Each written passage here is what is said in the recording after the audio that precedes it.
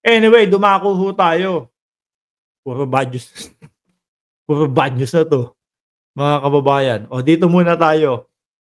Alam niyo po, mga bossing, hindi ko alam kung ano ang pumapasok sa isip nila at sinasabi nila na si dating Senador Trillanes, attack dog daw po ng ating pangulo, 'no? Attack dog daw po ng ating pangulo si dating Senador Trillanes, mga bossing. Bakit? Paano po nila nasabi 'yan? Siguro dahil nakikita nila yung mga pagdalo ni Antonio Trillanes, 'no, the third, dating senador, doon sa mga hearing. Kagaya na lang po yung nangyari, mga kababayan. Nung kailan ba 'yon? 11 kung di ako nagkakamali, November 11, November 8, basta isa diyan. Nalimutan ko na yung petsa, eh. Oh. Kaya iniisip nila, si Marcos ang nagpapapunta diyan. Ganyan naman, eh. Pero mga kababayan, alam nyo dati pa lang po, 'no? Hindi naman matunog ang pangalan ng Pangulong Bongbong Marcos nung panahon na Kedigong, 'no? Kasi hindi naman siya yung tumatakbong presidente. Matunog siya doon sa pagka-vice presidente. Yan yung laban nila ni Attorney Leni Robredo, mga bossing.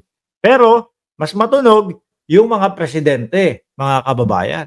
Doon pa lang po, mga bossing, talagang isinisiwalat na ni dating Senador Antonio Trillanes, mga kababayan, yung tungkol sa bawal na gamot, yung tungkol doon sa mga tegihan, etc., etc., doon sa mga kaperahan, yung mga bank account, dati pa lang mga bossing. At ngayon po, mga bossing, kaya naman lumulutang ulit, 'no, si dating Senador Trillanes dahil po dahil nakakita siya ng pag-asa na dito sa panahon ng gobyerno ng ating Pangulong Marcos balanse, 'no? Walang kinikilingan. Maiimbestigahan yung mga dapat imbestigahan. Nung dati po tumahimik siya, siguro iniisip niya, wala tayong magagawa, sila yung mga nakaupo talaga, 'no? Kontrolado nila lahat 'yan. Kaya medyo naglaylo po.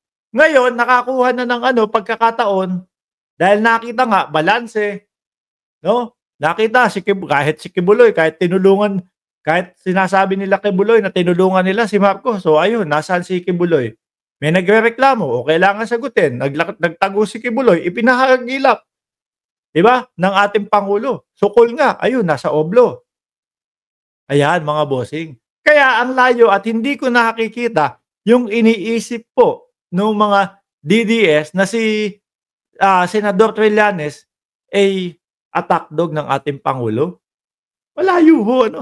Dahil simulat sa pool pa lang naman po, mga bossing, talagang kalaban na ng dating Pangulong Duterte yan. Eto pa, ano sabi dito? Malacanang sponsored. Duterte suspect Trillanes is Marcos a new attack dog. At eto pa, palabas pa ng mga DDS, mga kababayan. Siguro may isang buwan na, 'no? Bago yung mismong, kailan ba 'yon? May isang buwan na bago yung mismong hearing, yung unang pagdalo ng dating Pangulong Duterte sa Kongreso. Sinasabi nila, "Uy, nakikita namin si Trillanes paikot-ikot doon sa Congress." Sabi ko, ano naman? Ano naman kung nandiyan si Trillanes? Porket ba Trillanes yan, hindi na pwedeng umikot doon sa labas ng Congress? Di ho ba? Alam ko ang nagbibigay kulay noon si Marcoleta. Mga kababayan. Mga kababayan. Hindi naman wanted si Trillanes. Wala naman sinabing, Trillanes, bawal ka dito sa Kongreso. Kasi daw, mga bossing, ang hinala nila, katulong daw po ng Quadcom si Trillanes doon sa gagawing hearing kay dating Pangulong Duterte. Talagang makakatulong yan. Kagaya na lang po niyan, mga kababayan. Yung mga dinidiscuss ni ni Senator Trillanes, mga kababayan, related naman po doon sa pinag-uusapan. Kagaya na lang ng mga bank accounts. Yung sinasabing mga bank accounts, mga bossing, ni dating Senador Trillanes, connected pa din po doon sa issue ngayon ng dating Pangulong Duterte. No? Dahil sinasabi niya dito, si Hanilet, si Sara, si Pulong, si Baste at dating Pangulong Duterte, may natatanggap na malaking pera galing do'n sa isang big time tulak. Oh, 'di ba? Ano pinag-uusapan do'n? Laban kontra droga, tsaka yung mga, tegihan, oh, konektado po. Kaya hindi ako maniwala mga bossing na sinasabi nila na, "Yan, hinire yan o binayaran yan ni Marcos, si Trillanes para kumuda." Hindi po. Dahil dati pa lang po mga kababayan, talagang nonstop na itong si, dating Senador Trillanes. Nung kumbaga kasagsagan pa lang po, kainitan pa lang po nung 2016 na eleksyon, 'di ho ba? Eto kayo, matatawa kayo sa sasabihin ko. Kasi, kailan ba 'yun? Kahapon, 'no, kagabi, si Panelo tsaka si dating Pangulong Duterte nagtsitsismisan. Si Panelo naka-TikTok live. Sabi ko, ibang klase si Panelo, yung boses ni PRRD, pinagkakitaan pa sa TikTok. Ano, nagtsitsismisan.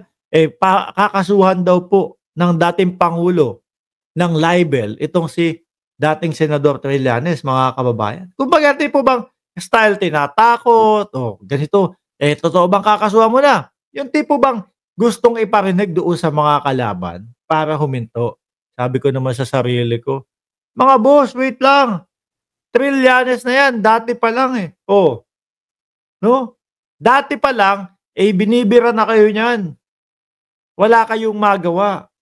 Dati pa lang, hindi na natatakot sa inyo 'yan tapos ngayon, kung kailan kayo naging matanda na, tapos para kayong mga nagtsitsismisan diyan. Parang sasabihin, si Noli De Castro binabanatan ko, sabi ko nga kay Noli De Castro, "Noli, ikaw yung pinaka-INUTIL." Oh, yun, ayoko ng banggitin 'no, na bisepresidente. Sabi ko naman, parang wala akong napanood na gano'ng ano, na gano'ng interview 'no, kay Panelo na sinabihan niya ng INUTIL si dating Vice-Presidente Noli De Castro. Sabi ko, itong mga usapan nitong mga 'to, yung tipo bang ano, matatandang mga marites na lang ho, mga kababayan, 'no? Kayo ho, eto, 'yan, sige, eto yung iiwanan nating tanong sa inyo, mga bossing.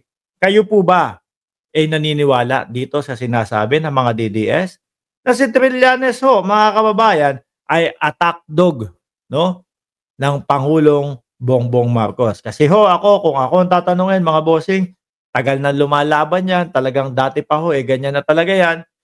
Malabo po, 'no? Ginagawa na lang po nilang black propaganda 'yan at nagta-try ulit, sumusubok na baka makalusot pa at paniwalaan ng taong bayan at nang sa gano'n, mapabagsak sa kanyang posisyon o sa pagiging presidente ang ating, Pangulong Bongbong Marcos.